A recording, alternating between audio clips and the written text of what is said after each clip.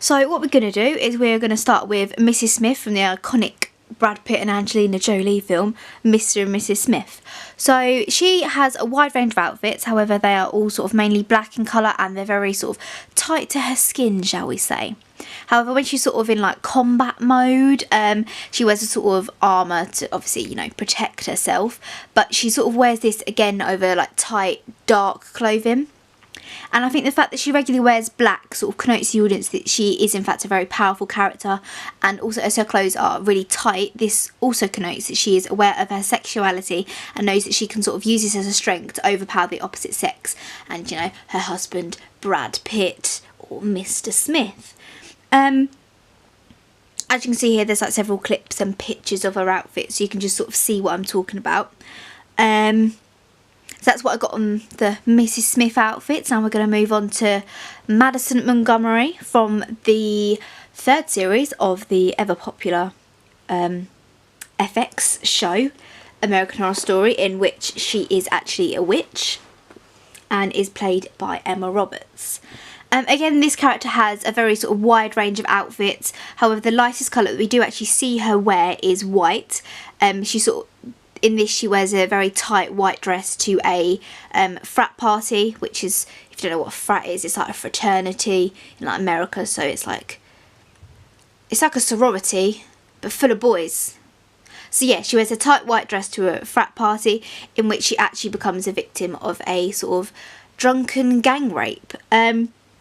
After this event occurs, obviously her purity and her innocence and all that lot literally gets taken away from her because, you know, things happened, and the colours that she wears gradually gets darker.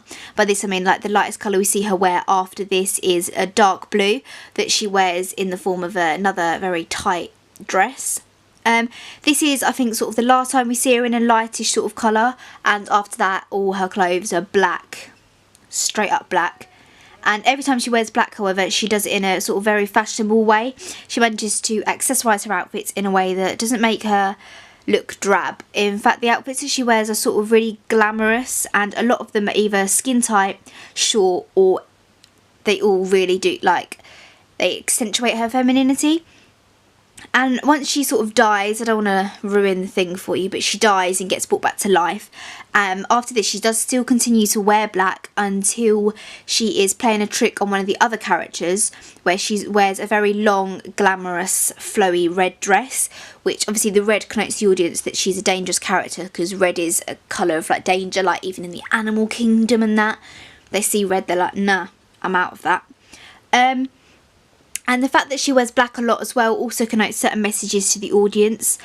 Some of these messages could be that she's a character who has a lot of power, especially reinforced as she only starts to wear black when her like witch powers actually start to show more and increase in how powerful they are and what she can do.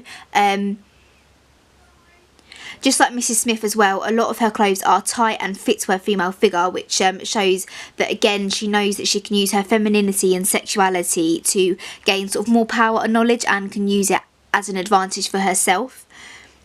However, as well, a lot of her tight clothes are also like very short, which sort of nowadays connotes to the audience that she may in fact be like slightly promiscuous. And because if he's like in this, like, it's always been like this, but short clothes sort of show, you know, everyone that you're not afraid to show a bit of skin. And yeah, you get me, And the final sort of Femme Fatale characters costumes that we're sort of going to look into are those of Catherine Tramell from the iconic Basic Instinct film. She's obviously the famous character from Basic Instinct that is known for, well, known for that scene in which, as we'll say it as politely as possible, like the old people say it, we can see what she shows, what she's had for breakfast. Yeah, and sort of unlike the other two female characters as well that we've looked into for Femme Fatale, she's the only character that wears mainly white. There is like a few sort of outfits where she wears white and black to sort of show that she's innocent, but she's also quite powerful, because obviously black, as we've sort of, you know, realised now, connotes power. As I've just said, white is a colour that connotes purity and innocence to the audience. However, like, we know after watching the film that in actual fact she is probably one of the least pure and innocent characters, because, you know, she is sort of, you know, killing people and all that. Tramell is sort of one of the first characters to be connected with the idea of Femme Fatale as well, and it's very clear to see why, obviously, because she literally uses her lady parts to make police officers very hot under the collar, like so much that they actually let her go from her interview. So yeah, that's why I use Catherine Tramell as a Femme Fatale character, as obviously she is one of the main, if you say ask someone what a character is that uses the sort of Femme Fatale idea, they would, I reckon, definitely say Catherine Tramell. So these three characters, obviously their clothes are very different to one another. Well, Mrs. Smith and Madison Montgomery, their clothes are sort of very similar, but they are both from very sort of modern films. Whereas Catherine Tramell was a character that was thought up of in sort of like the 90s kind of era, where Femme Fatale was sort of just getting shown on the screen. And obviously this is clear because you can see she's got very different sort of clothing to what the other two characters that I've looked into wear. She wears a lot of, although she does wear short items of clothing, they're not tight and short. They'll either be short and loose or tight and sort of like longer, which obviously is very different to that of like Madison Montgomery, who will wear short and tight, or just tight.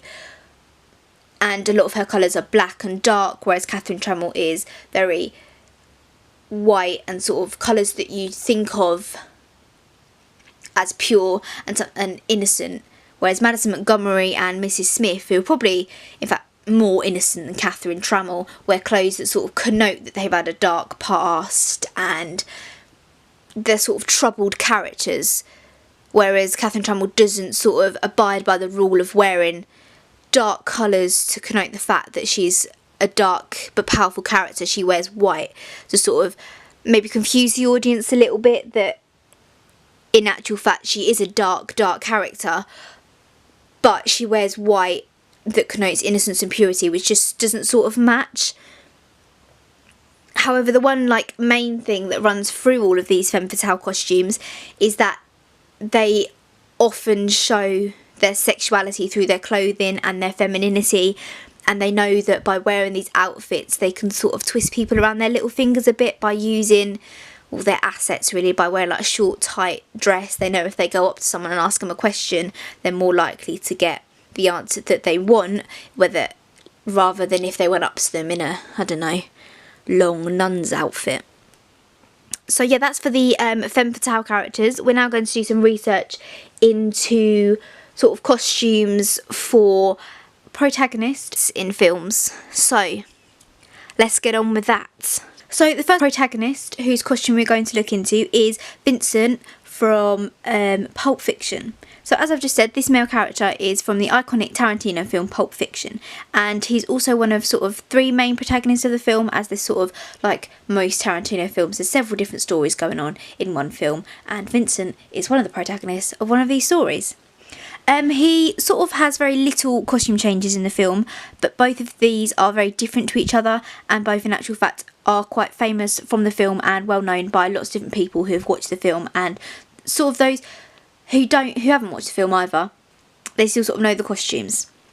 So the first costume that I'm going to discuss is the most casual out of the two, which is the grey graphic t-shirt featuring the logo of the Santa Cruz Banana Slugs, which he delightfully pairs with a pair of blue exercise shorts, which is, you know, very fashionable. This outfit sort of shows the audience that although this character is usually very formal, he can also be laid back and is actually what the audience would possibly describe as normal. And this sort of, in a way, gives the audience the ability to connect to this character on a sort of emotional level, which will then make them have more sympathy and empathy for the character should something bad happen to them in the film. The other outfit that we see Vincent wear is a black suit with a white shirt and a black tie. The suit is one that connotes the audience that this character has power due to the fact that it's black. The white shirt could possibly connote to them that he's sort of pure and innocent in some ways, but the fact that the suit is mainly black are sort of overpowers the connotations of the purity, and you get more of the connotations of power and strength. In this suit as well, he carries a gun with him, which also sort of connotes power to the audience, and also strength as well, as usually only sort of strong, powerful men carry guns around, like people in the army and people in the police.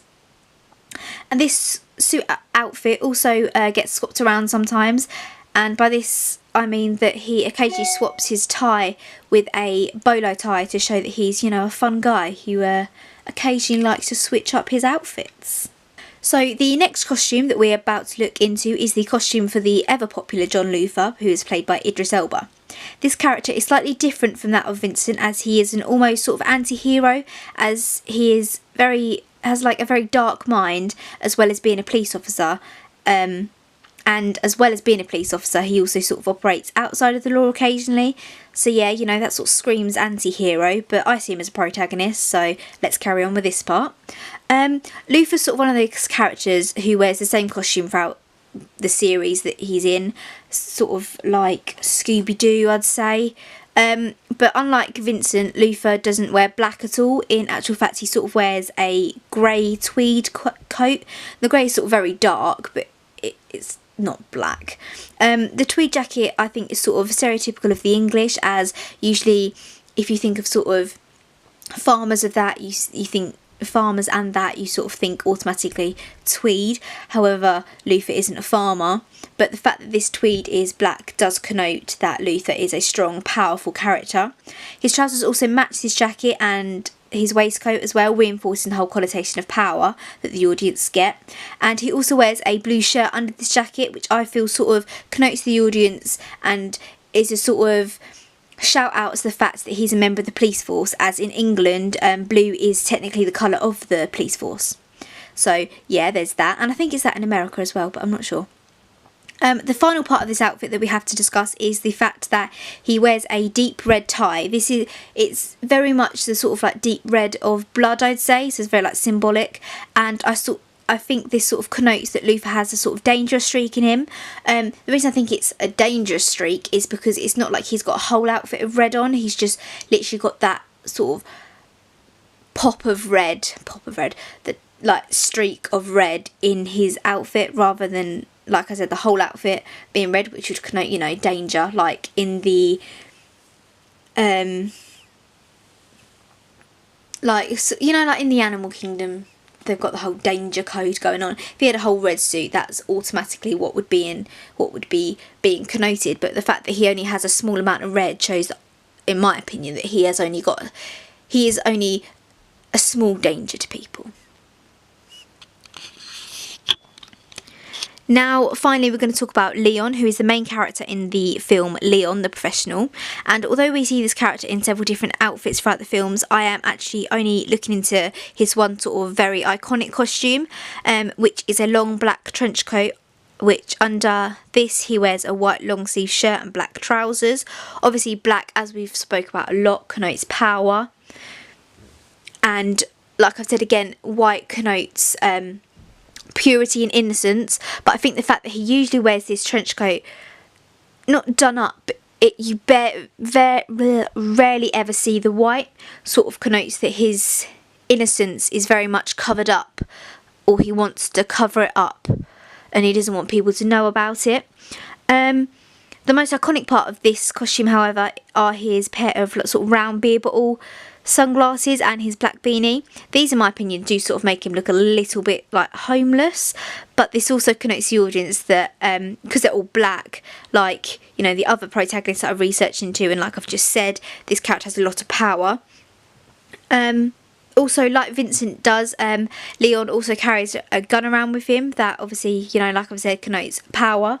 So obviously with protagonists, the main sort of theme running through this is dark colours, sort of formal suits, very little white, a lot of black, and occasionally carrying a gun around, depending on sort of the style of the film. Because although Luther is a police officer, I don't think it's so obvious that he carries a gun around, whereas Vincent and Leon, it's sort of very obvious that they do have this weapon on their persons at all time. So yeah, now we're going to look into the antagonists and see what costumes they wear, really. So now for the final section of this video, and we are going to be talking about the antagonists' costumes. For the first antagonist costumes that we're going to be looking into, we're going to be looking into the Suicide Squad version of the Joker, who is going to be played when the film comes out by Jared Leto. So the costume for this character is extremely bright and very sort of in your face. For starters, his hair is bright green and very sort of slicked back, and this immediately connotes to the audience, in my opinion, this character could potentially have sort of high levels of jealousy, which could result in him being a very scatty and unpredictable character. He also wears an ankle-length purple coat, and purple is a colour that is seen as sort of very rich. For example, when, like in the olden days, people had to create colours for paints and stuff using berries and whatnot. Purple was a colour only seen worn by sort of like rich people and royalty, as it was a very expensive and difficult colour to make. So the main connotation taken from the colour purple is royalty. So perhaps his character is a sort of king, or he actually just sees himself as royalty, really. The colour of his trousers is also sort of a royal colour, as they are blue, and as I'm sure you've heard the rumours, blue is the colour of royal blood or whatever. So again, this connotes this character may have is maybe some sort of royal subject, or sees himself as royalty or above lowly peasants. And the outfit of this character is also very sort of scattered and doesn't really match, as he doesn't wear a top. He's just got purple and blue, which, you know, he wouldn't really wear together, and green. What's that about? So that, in my opinion, is sort of a reflection of perhaps his personality, as the Joker has been said to be very unstable and not very there, if you get me. So the next antagonist that we are going to discuss is one of the antagonists from the new Star Wars film, The Force Awakens, Kylo Ren. So let's start with the main colour he wears, black.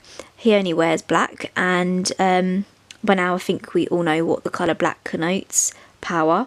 He wears a floor-length cape slash shawly thing that covers up his black trousers and his black tunic, and inside this cape he also keeps his sort of homemade lightsaber that is of a red colour, which, as we know, red also connotes danger to the audience. So this shows that he is very powerful, and could connote that although he's powerful, he's very powerfully dangerous. And although this lightsaber isn't a gun, it still connotes strength, again, as in sort of the earlier films in the Star Wars franchise, only Jedis have lightsabers. So, you know, there you go. Unlike any of the other costumes that we've previously discussed as well, Kylo Ren actually wears a mask to conceal his face, so that his enemies and his sort of subjects as well are unaware of what he looks like. This mask also has the ability to deepen his voice and change it to make it sound more powerful and commanding compared to his normal voice. And I think this sort of connotes the audience that in actual fact this character is a massive fan of power, and sort of loves the feelings that comes along with power, and sort of do anything to hold the appearance of having lots of power. So for example, he deepens his voice with the masks, he wears the threatening mask, and he carries around the glowing stick of death that is a lightsaber. So for the final antagonist and the final costume for this video, I thought I'd look into a sort of female antagonist, as the antagonist I'm planning on having in my final trailer is going to be a female. So I've decided to look into the character of Nurse Ratched from the film One Flew Over the Cuckoo's Nest. This costume is actually a lot different to any of the, like, I know I said Kylo Ren's costume is different, but this is completely different from any of the other sort of costumes that I have looked into, as it is actually a sort of uniform, and a uniform that is actually still sort of widely used in sort of today's world. Like, you still see nurses wearing it. Sort of giving that away, her costume is actually a nurse's uniform, because, you know, her name is Nurse Ratched and she is a nurse. Her costume is a sort of very loose fitting white dress she wears with white tights and white nurse's cap and a white flat shoes. And as we've already discovered, white is a colour that connotes purity and innocence. However, Nurse Ratched is neither of these things, because her character is one that uses her authoritative role as being a nurse of a mental institution to sort of spread fear like among her patients. And again, she's sort of one of them people who I think loves having power, but her costume doesn't show this. It's just from watching the film you see that she loves having power, because usually you think, oh, if someone's in a nurse's uniform, they're going to be willing to look after people and stuff, and she's actually the complete opposite of this. So I think this costume's quite good, as it doesn't really give a lot away about the character at all.